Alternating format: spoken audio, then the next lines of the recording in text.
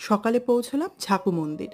পাহাড়ের ওপরে ঠাকুরের সামনে দাঁড়িয়ে দুজনে মিলেই করলাম পুজো। মনে হচ্ছিল যেন আশীর্বাদ আর ভালোবাসায় ভরে গেছে চারপাশ। তারপর শুরু হলো আরও কিছু কোয়ালিটি টাইম। ঠান্ডা হাওয়ায় একসাথে বসে থাকা, নীরবতা বলছিল অনেক কথা।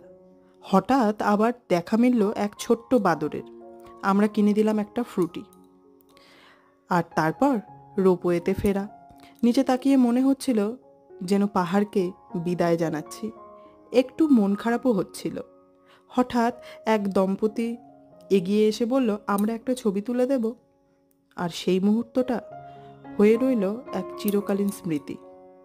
লাঞ্চ করলাম এক রুফটপ রেস্টুরেন্টে। হাতে গরম নাচোস, পাশে ওর হাসি। সেই মুহূর্তেই ঠিক করলাম আর রেকর্ডিং নয়। সিমলার গল্প এখানেই শেষ, কিন্তু মনের অ্যালবামে থেকে যাবে হাজারো অমলিন স্মৃতি।